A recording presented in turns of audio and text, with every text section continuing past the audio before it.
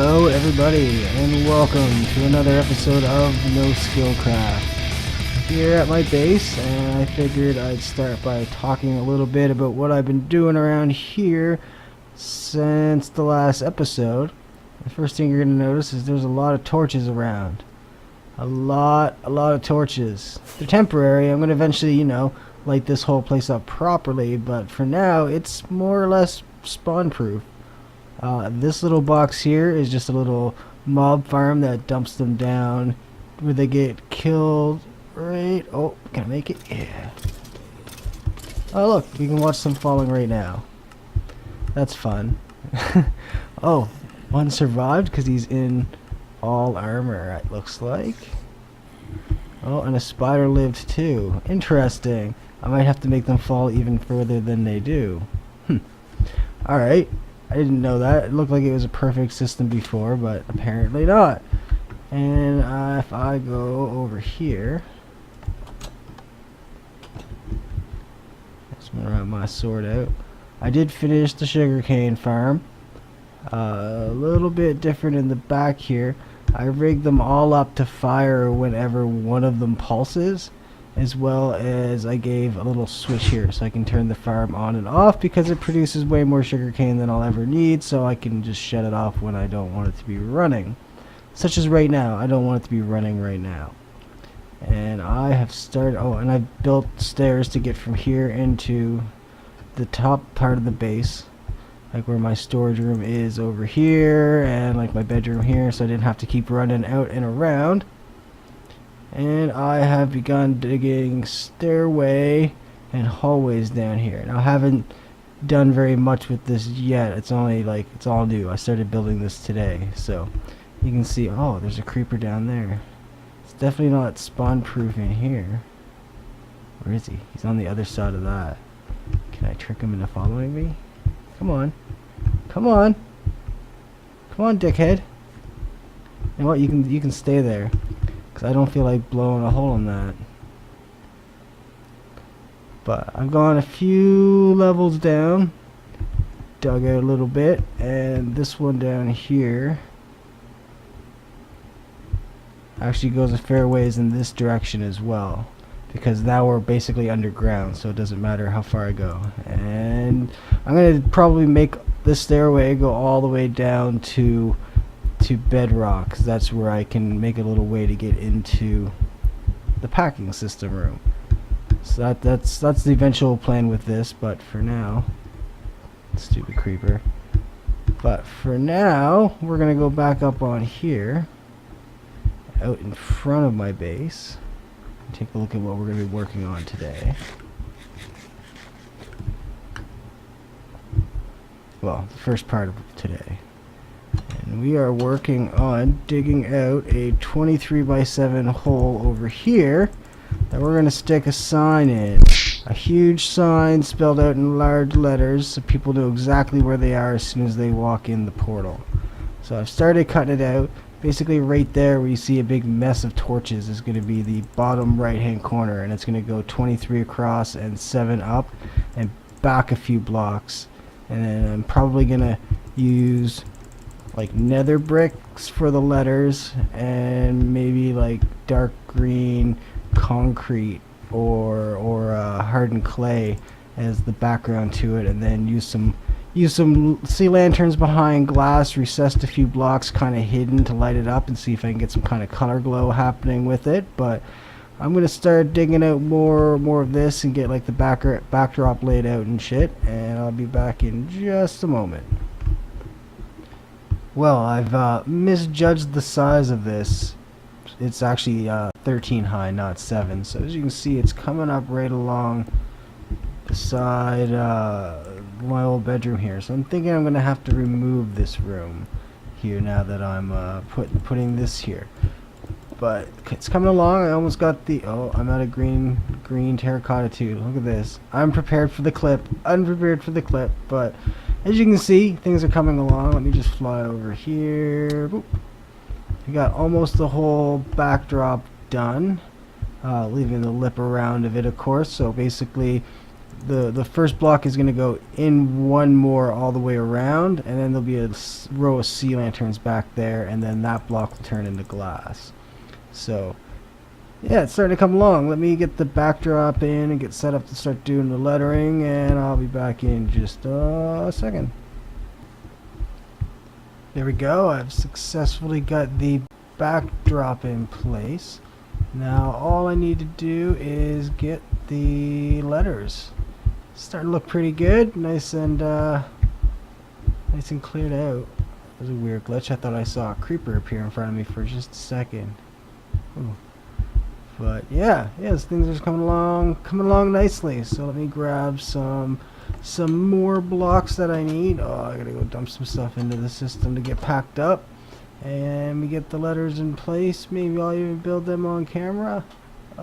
Maybe not, because I have to refer back to like the template for them, because yeah, I'm not creative enough to design my own letters. I'm using some site that has them for me. So whatever, I'll put the blocks in place and then we'll see what it looks like, and I'll be back in a sec. There we have it. I blocked off my beacons temporarily. That sounded like mobs behind me. My beacon's temporarily blocked off. I'm gonna have to move them now so they're not like beaming up right in front of it. But there we have it, the Valley of Doom sign. Obviously I still need to do some cleanup around it and whatnot, but as I clean up more and more of the landscape, that'll get done. But I like it. The Valley of Doom. And if you come down here right by the portal, as people come in, they're gonna be greeted with a Valley of Doom sign. And yes, I'm pleased with how that turned out. I'm glad I picked the dark green as the background. I almost went with white as just a total contrast, but I'm glad I decided to go with the dark green. I think that ties it. I'm hearing mobs. This is like, it should be relatively mob free around here. Oh, there's another one. Maybe they can spawn up on there. Maybe I need to put some torches on top of those.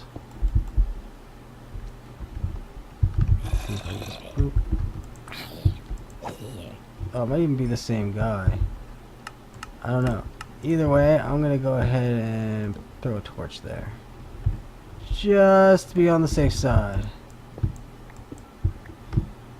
Nothing else will spawn there.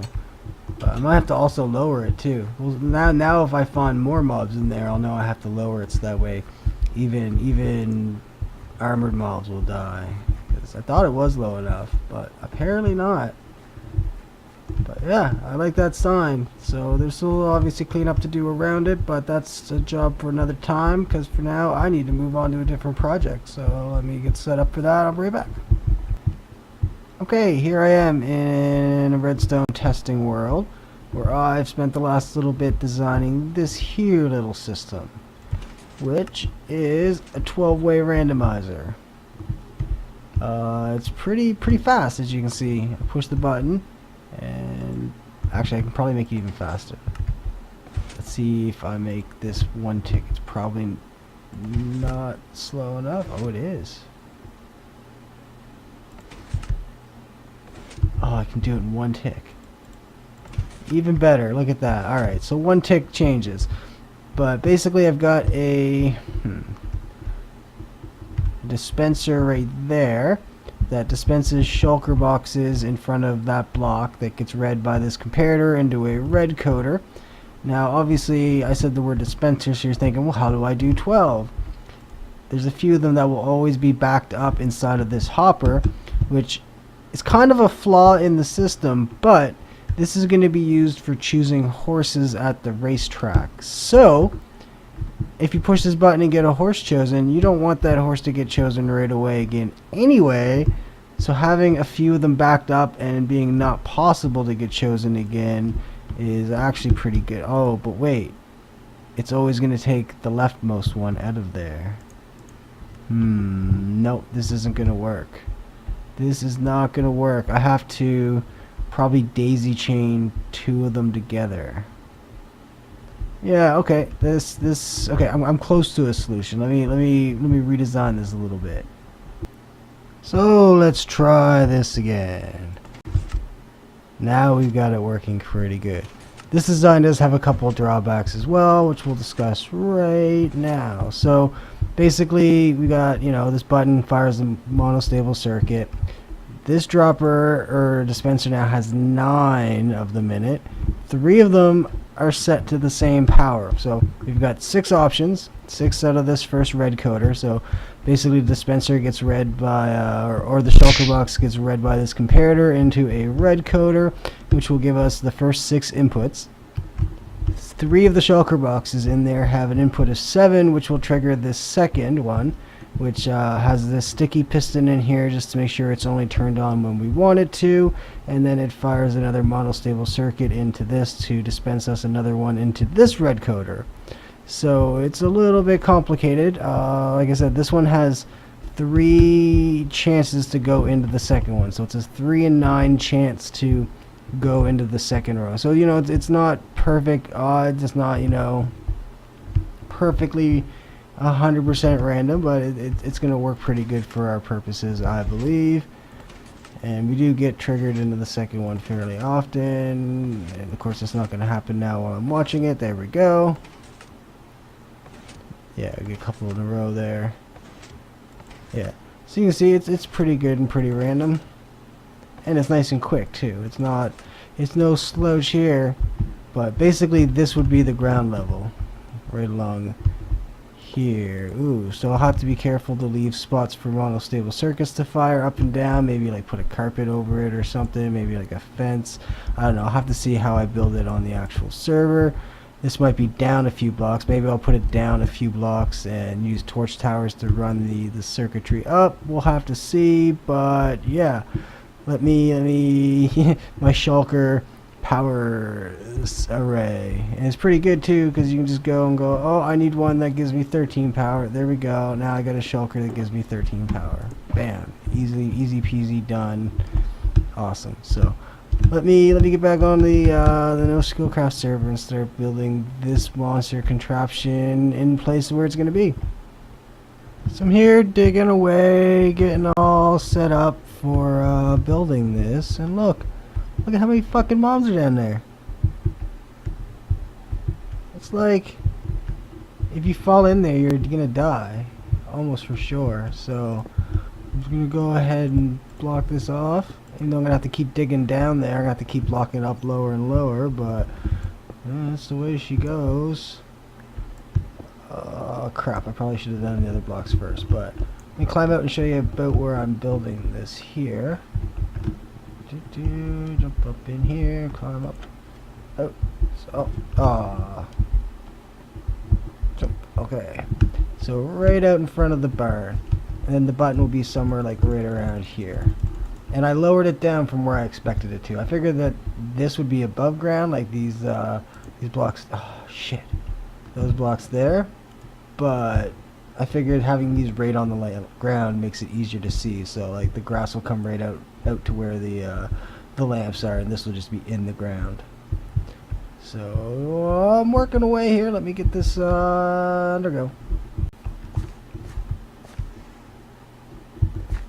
Just a little update here. Got the first half of this working. As you can see, it should be some that'll come up blank like that. That's because I haven't wired up the circuitry or the second row here. I gotta watch out for water, but I think I can get I think I can cram it all in there before I get to the water. So let me get this second part all wired up, and we'll have a fully working horse selector. So back in it just a jiffy. Look, both of them are working. I have got it all rigged up. Sometimes you get a little bit of randomness just before it pops up, but that's fine.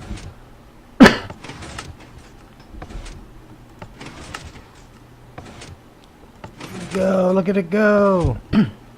Excuse me, holy crap. Yay, I built this, and let's go take a look at all the crammed in redstone that I crammed in underneath here. Look at it all. It is jam-packed under here. a number of different circuits all working together. Basically exactly what I built on the test world that I showed. Maybe I'll do some kind of tutorial on it, because I didn't find anything that, you know, worked nice and cleanly like this. But I like it. I like this this setup here. It's pretty good, and I can get around it, thankfully. And I almost got to the water. There's some beach here, so I'm lucky there. But success! I've successfully built this randomizer circuit, so we will be able to randomly pick which horses we're going to race. I'm sure that Red Shirt and Wino will be quite pleased with that. I'll have to tell them to come out and check for the lights in the ground and then push the little button and see what happens. And I don't even think we need to put like signs on it, because there is in the same orientation as the actual stalls, I guess you would call these, the stalls. So when you push the button, you're like, oh, I take the one that's down in this guy, this far left guy down here. You're like, this guy's my guy just because it told me to take him. So yeah, I think it's a pretty good system. It doesn't even need any labels. It's just some lights in the ground and a couple of blocks over here with the button on it. So awesome. I think that's going to be it for me for this episode. It might be a little on the short side. I'm not sure exactly how long I've been, how much I've got as far as good footage. You know, I've done a couple of projects, but it wasn't a whole lot of on-screen building. It was mostly just progress updates, but I got two decent-sized projects done, so I'm pretty pleased with my progress. So if you enjoyed this listen to me go. If you enjoyed this episode, go ahead and smash that like button. If you're not subscribed to my channel, subscribe to this shit so you can see all the cool shit I'm gonna build. And yeah, that's it. I'm out of here.